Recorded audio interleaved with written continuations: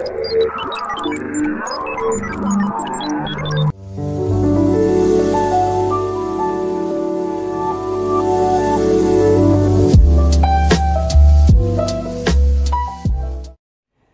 yang tahu tidak, apa sih itu DBD? Mari simak videonya yuk. Demam berdarah, dengue, DBD adalah suatu penyakit yang disebabkan oleh infeksi virus dengue. Virus dengue merupakan parasit yang hanya dapat hidup dalam sel hidup. Virus dengue termasuk dalam golongan B, arthropod, bornevirus atau arbovirus, yang saat ini dikenal sebagai genus Flavivirus, famili Flaviviridae. Virion dengue merupakan partikel spheres dengan diameter nukleokopsid 30 nanometer dan ketebalan selubung 10 nanometer, sehingga diameter virion kira-kira 50 nanometer. Genom virus dengue terdiri dari asam ribonukleat berserat tunggal, panjangnya kira-kira 11 kilobasa. Penyebab penyakit DBD adalah virus dengue yang saat ini ada 4 tipe, yaitu DEN1, DEN2, DEN3, DEN4. Virus ini terdapat dalam darah penderita 1-2 hari sebelum demam. Virus ini terdapat dalam darah penderita viremia selama 4-7 hari. Infeksi dengan 1 dari 4 serotip ini tidak menimbulkan kekebalan protektif silang. Orang yang tinggal di daerah endemik dapat tertular oleh 4 jenis virus sepanjang waktu. Infeksi dengan 1 serotip virus akan menghasilkan reaksi kekebalan yang lama terhadap virus itu, tetapi tidak terdapat serotip yang lain. Tipe yang banyak ditemukan di Indonesia adalah tipe DEN3 karena virus dengue lebih suka berada di iklim tropis yang hangat dan sesuai habitat nyamuk Aedes aegypti, dan selain itu perubahan cuaca yang tidak menentu menyebabkan banyaknya genangan air hangat yang mempercepat perkembangbiakan. Vektor demam berdarah. Di Indonesia terkenal 2 jenis vektor DBD, yaitu nyamuk Aedes aegypti dan Aedes albopictus. Siklus infeksi DBD terjadi antara manusia, nyamuk Aedes, dan manusia. Darah penderita yang dihisap, nyamuk betina dapat menularkan virus DBD setelah melewati masa inkubasi selama 8-10 hari. Nyamuk Aedes aegypti dan Aedes albopictus tersebar di seluruh pelosok tanah air. Nyamuk Aedes aegypti dan albopictus berkembang biak dalam wadah dengan penyebaran di seluruh daerah tropis maupun subtropis. Infeksi virus dengue. Virus dengue mempunyai 4 jenis serotipe, yaitu DEN1, DEN2, DEN3, dan DEN4.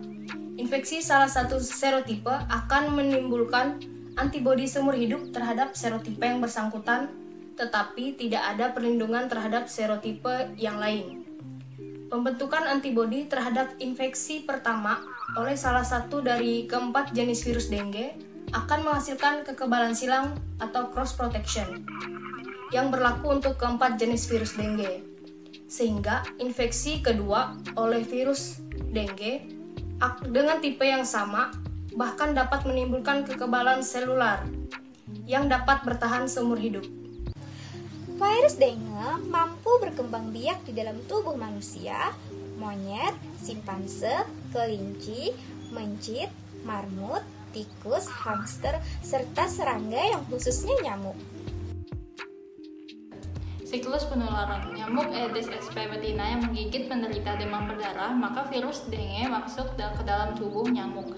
Nyamuk yang telah terinfeksi virus dengue mengalami masa inkubasi 8-10 hari sesudah menghisap darah penderita. Setelah melalui masa inkubasi tersebut, kelenjar ludah nyamuk menjadi terinfeksi virus dan siap untuk ditularkan ke orang lain melalui gigitannya. Ciri-ciri nyamuk Aedes aegypti yang pertama, nyamuk Aedes aegypti dewasa berukuran lebih kecil jika dibandingkan dengan rata-rata nyamuk lain. Yang kedua, nyamuk ini mempunyai dasar hitam dengan bintik-bintik putih pada bagian badan, kaki, dan sayapnya. Nyamuk jantan menghisap cairan tumbuhan atau sari bunga untuk keperluan hidupnya, sedangkan betina menghisap darah. Nyamuk betina ini lebih menyukai darah manusia daripada binatang. Biasanya, nyamuk betina mencari mangsa pada siang hari. Aktivitas menggigit biasanya pada pagi hari yaitu pukul 9 sampai jam 2 sore, lalu petang pukul 4 sampai jam 5 sore. Ciri-ciri nyamuk Aedes aegypti. Pertama, setelah menghisap darah, nyamuk ini hinggap atau beristirahat di dalam atau di luar rumah. Yang kedua, tempat hinggap yang disenangi adalah benda-benda yang tergantung dan biasanya di tempat yang agak gelap dan lembab. Yang ketiga, nyamuk akan bertelur dan berkembang biak di tempat penampungan air seperti bak mandi, WC, vas bunga, pot bunga, atau benda yang dapat menampung air lainnya. Gejala penyakit DBD. Penyakit DBD dapat menimbulkan gejala yang bervariatif. Beberapa orang yang terinfeksi menunjukkan gejala yang sangat ringan atau tidak terlihat. Ada pula yang menimbulkan gejala yang lebih berat dan membutuhkan perawatan yang intensif. Dalam kasus yang parah, kematian dapat terjadi. Beberapa gejala DBD, yang pertama ada demam mencapai 40 derajat Celcius, sakit kepala, sakit pada sendi, otot, dan tulang, sakit pada bagian belakang mata, nafsu makan menurun, mual dan muntah, pembengkakan kelenjar getah bening, muncul ruam kemerahan, kerusakan pada pembuluh darah dan getah bening, serta pendarahan pada hidung, gusi, atau di bawah kulit. Pengobatan penyakit DBD.